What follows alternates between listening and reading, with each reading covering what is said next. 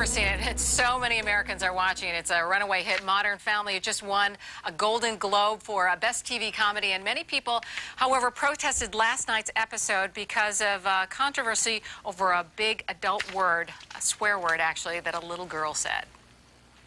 Ken, we have to tell her it's a bad word. No, that just gives it more power. The less we make of it, the better. Let's just pretend like it never happened. Okay, well, you know, maybe it didn't. Maybe we misheard. Yeah. Maybe she said truck or duck or luck. She could have said yuck. Daddy, can you have some ice cream? No, honey, if you're hungry, you can have some fruit. Fruit? Oh, I have 2 children.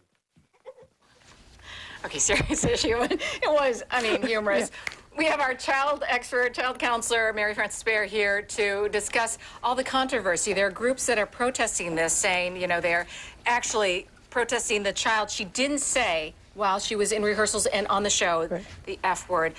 During the show, she actually was saying fudge, and then they, you know, masked it. They did the digital enhancing and then the bleep to make right, it seem like it. So she didn't actually, but there are groups out there that are protesting the swearing with young kids. What do you think of that? I mean, I think that the show just depicts everyday life, and that happens to all of us.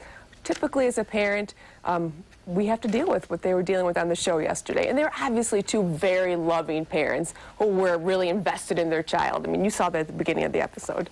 I mean, can you protect your kid against something like this? It happens. You go in the street, you go, you know, sometimes in your own home. Right, exactly. I think you could talk about them and help them and let them know that it's not okay. And it's a word, people use those words to scare other people a lot of the times, or it's just not a good way to express anger.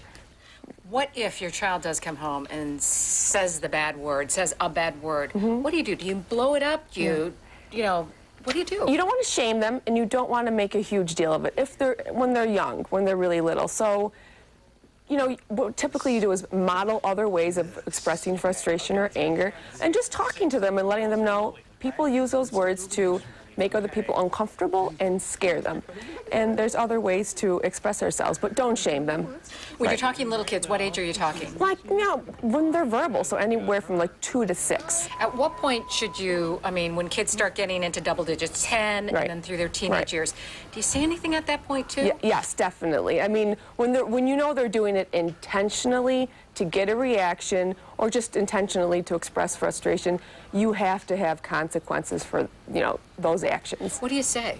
I would just let them know it's, you know, it's not a really good way to portray yourself, and there's other ways of doing it, and you make people uncomfortable when you do that. Do you say, you know, the family, you represent the family, and to say something like this? Yes, it's not a good way to represent yourself. And you have to model that, too. You can't walk around expressing yourselves using expletives and expect your child to do differently. More great advice.